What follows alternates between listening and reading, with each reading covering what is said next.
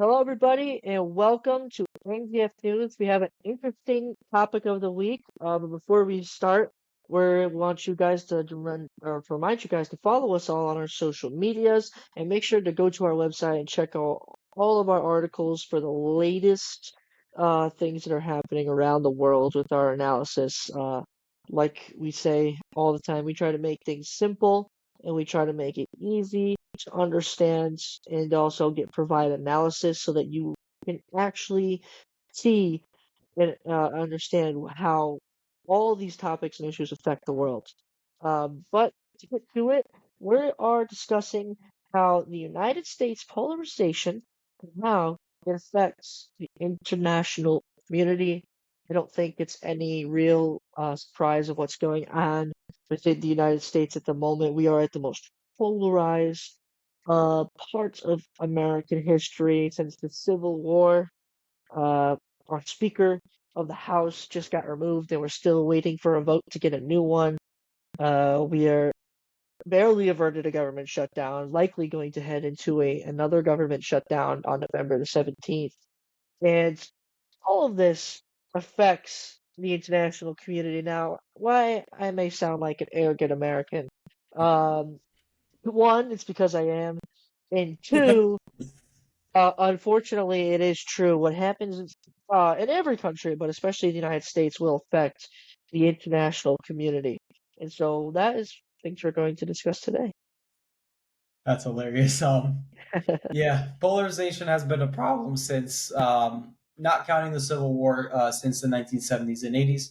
Polarization has been continuous amongst demographics, policies, feelings, and willingness to undermine democracy. And both sides believe that each other's party wants is looking to undermine democracy, which is the most ridiculous thing in the world. And it's kind of a point. The U.S. politics has become a point fingers and blame situation. If anything goes wrong, it's the other party's fault, and it's not the fault of the entire U.S. government.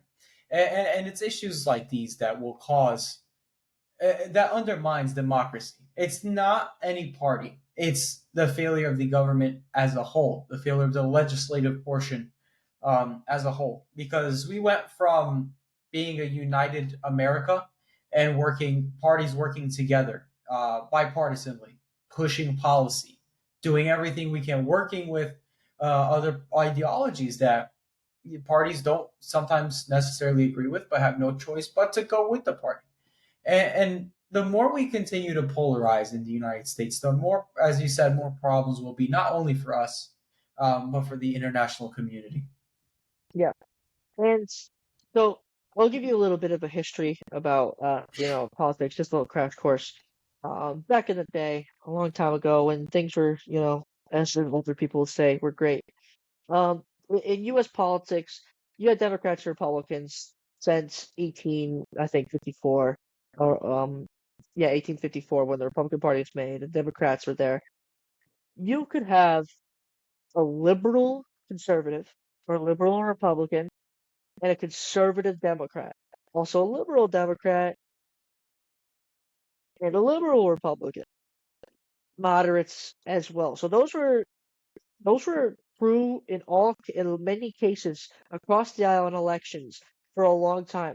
So coalitions in government and in committees were much easier to form because if you were a liberal conservative or a liberal Republican, you could go over to a liberal Democrat on your committee or on a different committee and be like, hey, I have this bill. Do you agree with it?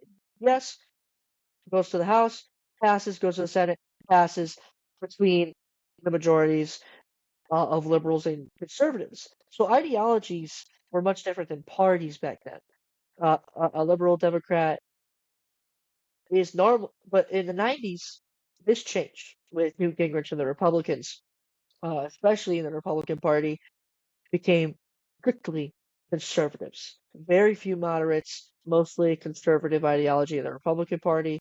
And in the Democrat Party, this isn't as true that it's strictly liberal. There are still moderate Democrats. There are still progressive Democrats. Uh, and there are still the liberal Democrats. But it's mostly the liberal and progressive side versus a pure conservative government. So this is obviously cause polarization. And so the key things that we're going to look at here, how it affects national security, how it affects economy, and how it affects our allies. Mhm. And I want to go straight into kind of the global leadership aspect of what it looks like from the outside perspective.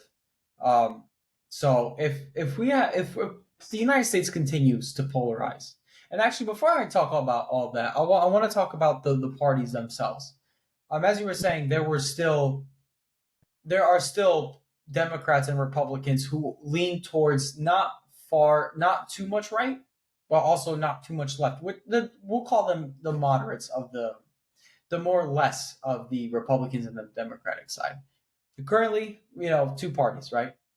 I'm very interested to see if there are Democrats or Republicans that are both sick of what's going on within their own parties, and it'd be interesting to see if they want to form a third party away from people who are extremists within their own parties. I think that'd be a very interesting way to cancel out this divide and to say, listen, we are your representatives that are sick of it, and we don't want to deal with these very very divided Republicans and Democrats. And we're seeing this kind of within the Republicans themselves, the Republicans that just want to get stuff done, and there's other Republicans that will refuse to work with the Democrats at all costs, and it's the same thing for the Democrat side. And I wonder, are those groups that are fed up with not wanting to work with their own party to kind of form their own coalition? I think that'd be interesting to see um, if that would even be reality. Uh, God, would I wish that they'd happen. That people actually, spread from the parties and start voting for anything that's not a Republican or a Democrat. But my personal, I'm not going to call myself professional, but in my studies, um, as in university, I don't see that happening. The Republicans are too strong in terms of the conservative ideology, and the Democrats are too strong in terms of liberal and progressive ideology. It's impossible to run as an independent. Arthur Jr. has just declared his candidacy as an independent. He might have the best odds of any independent candidate, but he probably won't win. Um, Libertarians never have a chance. Green Party was very small, never had a chance. Back in the day, in the 1900s, Marxists and communists had a party during the large union strikes that were going on and the creations of large unions and rail strikes, but never came to fruition. So I don't think that that's ever going to happen. But moving to what you were talking about, the global part, the outside in, how people are viewing us right now. And I can tell you exactly how they're viewing us. There's two prime examples: Russia invading Ukraine and Hamas in this horrible terror attack on Israel, and Israel going back in, who was going to go back in and just try to destroy them. They view the United States as weak, and they know that the United States is not going to do anything about it except for provide support and means. And so they view the United States as weak and polar, and they were going to take advantage of the system, and that's an issue. Seeing the United States as weak. And also, Yeah. allies, they're not going to trust us. Japan and South Korea for a long time, and we had discussed podcasts earlier in about February, how they did not trust the United States to come to their aid as a security partner if China were to go into Taiwan and invade. And so we really need to start figuring out this polarization issue because our allies don't trust us. They don't. And our enemies see us as weak. Yeah, our credibility tanked in the international stage. All our international partners question our ability to make decisions. If we can't make decisions domestically, what credibility do we have to make decisions outside of the United States? And what that ruins our influence, as you said. You said it perfectly. What are we going to get done internationally if we can't figure it out domestically? If no one trusts us, so yeah, I fully agree. If we don't figure out this polarization issue it's going to be a problem. And even beyond that, if you don't have a bipartisan government, how are we going to push international policies? How are we going to have legislation on anything from climate change to geopolitics and national security issues if we're so polarized, which affects our sense of security and also global security? We are still a predominant power in the global stage, and if we don't push policies that protect world peace, what does that say about the future of the global economy and environment and and global militaristic level security? So Yeah, and our allies, if they can't, they always have looked to us. Japan, the United Kingdom, EU have all looked at us and they're like, okay, if something happens, the United States is going to be there to help us and assist us. And right now, that case can might not be made because in Ukraine, we have assisted Ukraine in providing them weapons. What we can't do is assist them militarily. And that's an issue because Russia thought that the West would not have resolve. And so that's why they invaded in the first place. They thought that they had the advantage, which was, I believe, a tactical misrepresentation and misjudgment by Russia that the West was not going to have resolve. Problem is Russia hasn't stood down. So clearly, our resolve is not as good as we make it out to believe. And the United States have an issue. I wrote an article about this. It's not up yet, but of a multi-front war that could be on their hands. Of Russia potentially invading in Eastern Europe, China invading Taiwan or accidentally shooting at U.S. warships, and the Korean Peninsula also might be potentially going to war too. And now we have a war in Palestine. So this is now technically a four-front war that the United States may have to engage in. And because we aren't showing strength, we may have to engage in this war. If we have to show strength. We have to continue sending warships to these areas, continue funding Ukraine so that we show our strength toward Russia, continue doing military exercises in the Taiwan Strait to show China that we are not going to back down if you go in, and continue to send submarines and warships to the Korean Peninsula so that North Korea doesn't want to go and continue its aggression against South Korea. yeah, and I fully agree. If there's no motivation to resolve amongst U.S. policymakers, what will the motivation to resolve be for other of our allies? Look, for a prime example is like I want to go back to the Russia-Ukraine example. The reason we didn't get that funding through is because there was no motivation or resolve um, to get both the Democrats and the Republicans to agree on what we're going to do with Russia. And if there's no resolve like this, if there's no strong resolve, if there's no strong sentiment, then you'll have other countries like Poland who will pull back on their kind of not obligation, but what's the word I'm looking for? Kind of their resolve to help Ukraine as well, and this will just create a domino effect. So if we don't flex our muscles, other countries won't flex their muscles, and some people might say like the United States, is still a policing power, and I I believe that, in my opinion, like the United States is still kind of the global kind of superpower, but more countries are kind of being more independent off of the United States. So the United States is losing its kind of like global image as the number one on the international stage, and everyone has their different thoughts on it.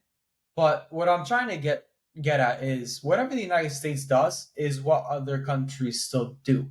It's just how it's been because we are still a major influence on what happens around the world. We are the biggest funders for things like NATO and other international organizations. So whatever the United States does is what other countries will follow as well. And if there's political gridlock within our own parties, imagine what if that is then modeled within other countries, and Yeah, now they have political gridlock.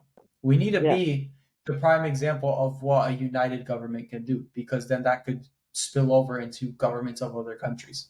yeah. And that's a great point. And I think, you know, there's two camps in this world. There's camps that believe, or in the United States, there's camps that believe that the United States should be the world police, and there's the camps that say the United States should take a step back and let the world figure out itself. Now, I argue one reason why the United States could be the world police is if you look at when the wall fell in 1991 till 2001 when we got attacked in Iraq, the world was fairly peaceful. Proxy wars here and there, civil wars in Africa here and there, but besides that fact, we lived in probably arguably the most peaceful time in the world from 1991 to 2000 or 1993 to 2001. Now, after 9/11, we went to Afghanistan to kill in Iraq to kill these terrorists. We still lived in a relatively peaceful time. War still declined. We were still helping fight terrorist groups who were spreading around the world at the moment and into Africa. We still had, as the world police, we were able to decline to make sure that the war and violence was in decline. And I definitely agree that the United States should continue to remain the world police. But I also agree that the United States needs to take a step back and maybe instead of doing it themselves, training others to also do that, to be that police for themselves. But in a polarized government, we can't do either. We are unable to be that police, as well as unable to be like, hey, you're in a situation right now. How can we train you and help you to get out of the situation in the future? We can't do either. And so that's the Mhm. biggest issue. That affects our national security. The polarization in this country affects our national security. Right now, there's Senator Tuberville from Alabama who's holding military promotions, key military promotions that are also in the Middle East. Uh, and this is not helping the continuity of the DoD and our military and our ability to move forces around the world. This polarization needs to end in order for to protect our national security. I, I fully agree. And what I want to see now is, I hope that we have next steps to reduce polarization. And it's not going to happen with our lawmakers. We need to, media has to educate their constituents. All these media sources are, so they say they're independent, but are part of the problem. They feed into this polarization, and all media sources do. There's not been one media source that says, "Oh, the Democrats this or the Republicans that." It's news sources like CNN and Fox that make this polarization work. And I think the first step to reduce polarization is educating constituents and to show them that regardless of what party you are, here's what goes on in the legislative branch. Here's what actually goes on in those offices. And when they understand that nothing goes on and that there's no policy being pushed, which constituents are seeing already, but constituents, some constituents, not all, some are educated. I would say most are educated. 90% of constituents are educated Americans. There are the 10%, when I say 90 and 10%, 90% meaning of all constituents in the United States, and then 10% of all constituents in the United States are who are either Republican or Democrat, blame the other party instead of blaming their own lawmakers. And I'm very happy to see that majority of constituents in the United States are seeing that their leaders, the people they voted in, are not doing their job, and we're about to enter another government shutdown. And constituents, what they should do is, I think that we should voice our opinions, and not to blame other parties. I think I never blame my Democratic counterparts. I never blame my Republican counterparts. I try to be as neutral as possible, because the only step forward is neutrality and to understand. Listen, we have problems. I get it. What can we do together? And I feel like the youth has been fantastic at this. It's the extremists on the Republican side and the extremists on the Democrat side that are pointing fingers, and it's the 10% of those voices, the 10% of constituents that make it worse for everyone else, that go out on platforms and say the most ridiculous things that have no backing whatsoever. And those 10%, it's people. You know who pisses me off are people like Graham Allen. You know Yes. that dude, Yeah. that super conservative dude that has a big following. It's people like him that want to just blame the Democrats. It's people on Fox that want to blame Democrats. It's people on CNN that blame Republicans. This needs to stop. It's adding to the fire. Yeah. Well, you definitely have a more optimistic outlook than I do. That's for sure. Because I try for to I try to be I try to be more optimistic than pessimistic because I think this yeah, world needs it. yeah, and that I will agree on. But yeah, you're right in the media case because the media and we it's been something that's been talked about for years and how polarized the media is, how it's very hard to find a unbiased source, how it's very difficult to actually get news that aren't like headline grabbers, which is exactly when we have our articles we kind of just get straight to the point on what it's talking Yeah. about. Sometimes you don't even have to Hmm. read the article, but. And I do agree. I think 90% of the people are educated enough about issues. I don't think what they're educated on is exactly how the government works. And so I am an intern on the Hill with a senator. And so the government is reality slow. And everyone knows it's slow. But I don't think people really truly know how slow they are. They don't work as often as y'all think. They don't have sessions often as you guys think. And Alec is so right in the point that they just don't work very, very much.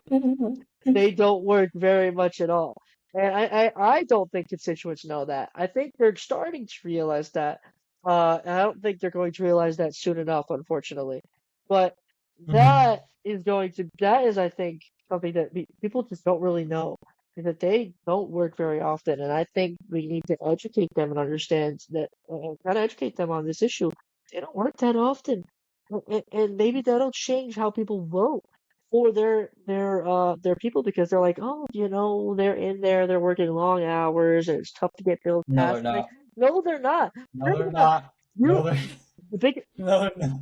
biggest reason that bills, in my opinion, besides the fact that we're polarized, don't get passed, is because there are not enough sessions. There are not enough sessions. Do you know that the Senate has been out of session this entire week? I can guarantee you the world did not know that. I know that because I work in that office. In the I didn't even senator's know office. that. He doesn't even I know didn't even that. know. I'm sure 90% of people don't know that. I, if you look at the schedule for the days they're in session, most days that they're in session are 3 times a week. And that's the Senate side. I'm not sure about the House side. The House might be much different because there's more members. But the fact is that one part of our government hasn't been in session for an entire week. And the war just started on Saturday.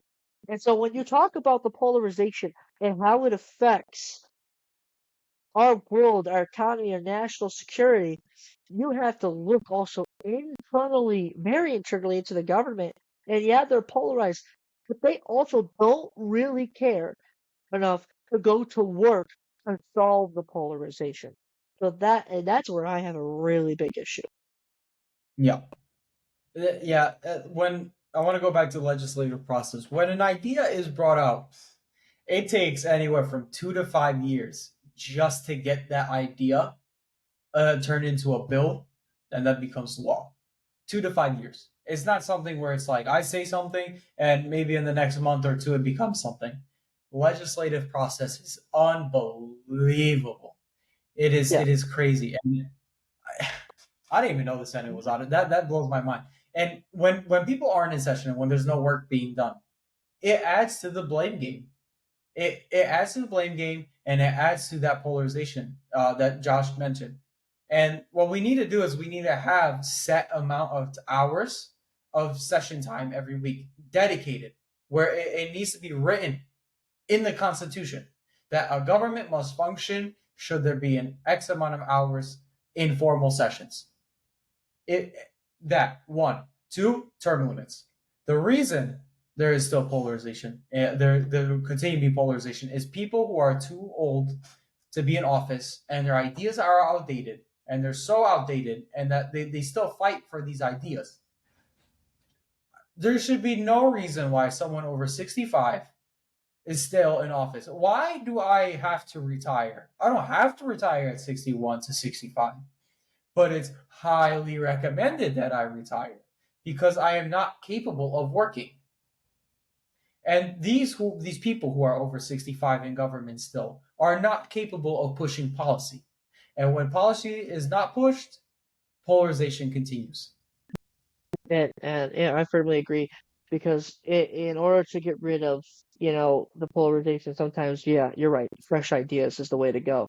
Because Mm-hmm. if we add term limits and we keep shifting around the government, shifting around the government, shifting around the government, what they're going to focus on is not, I need to be reelected this year.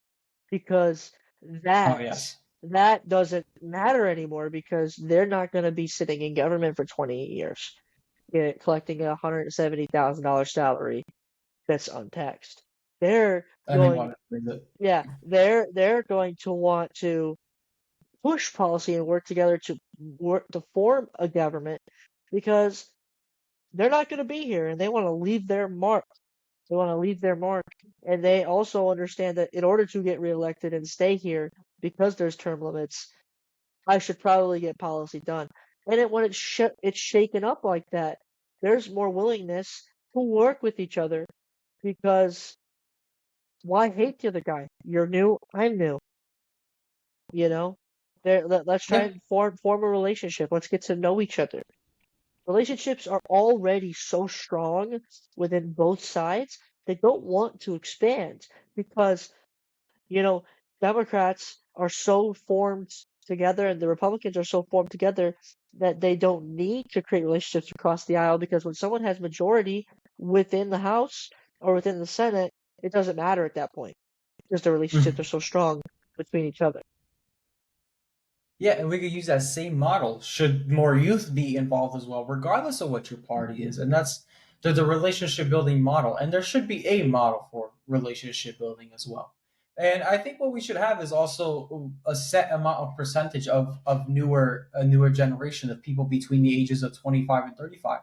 There should be a set number, maybe I would say 20, 10 or 20% of what makes up the government should be youth only and the ages between 25 and 35, and some say that might be too young, but um, there's too old people that are still in government. Why not have people 25, 35, fresh minds, fresh idea, can learn on the go. They're more susceptible to kind of adaptability compared to older people in government, but Yeah, it's so uncertain, the future of U.S. politics, and we are 100% going into a what is it, a government shutdown next month, and it's unfortunate. There's four main kind of big agendas that they need to address, which is funding for Ukraine. Now they have Israel Hamas that they well, need to forget address about in that. policy Yeah, wise.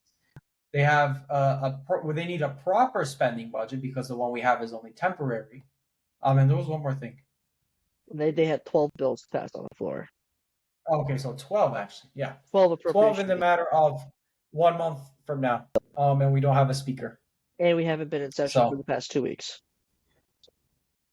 oh yeah, that adds, yeah, no Good luck, session, no work America. has been done. Yeah, literally. Good luck, America. That's what we're gonna name this episode. Good luck, America. Yeah, right. um, No, I mean it's unfortunate, and I hope that this episode has shown for all of our American viewers just how crazy American politics are, and exactly why in this next election you need to go vote. Please, please, please go vote. Make a difference. Get some of these people out. Shake up our politics so we can actually get things done for the betterment of Americans in the world. and you don't have to agree with anything you've said. But if there's one thing that we want to persuade you on agreeing, is how slow the legislative process is, and we want you to research. You don't have to research Emphasize anything. If you it. don't agree with us, yeah. If you don't want to agree with us, that's totally fine. We're if you don't want to agree with us, we're not going to hold it against you. We're not like any other social media platforms. But what we want you to be educated on is how slow the process is. I mean, what Josh said, 2 weeks not in session. There has not been one article on that. Not one article to showcase that failure. Yeah, Since the ousting of McCarthy till now, you would think you would have a speaker within 2 days or 3 days. It's the speaker is an integral part, and we still don't have a speaker. And how long has it been? 2 weeks? 3 weeks? 2 weeks. The third in 2 weeks, command. yeah. The third in command in succession. I lost you. Okay. Yeah, we lost Josh on this one, everyone. But yeah, I don't know what happened. But thank you for listening in onto this week's topic of the week. Um, yeah, I don't know what happened, but enjoy this episode. Please follow us on all our social medias and continue to do your own research. Yeah, and we want you guys to look into what goes on in U.S. politics and even abroad. Just educate yourselves, and we'll do our best to educate you all. So thank you all for listening.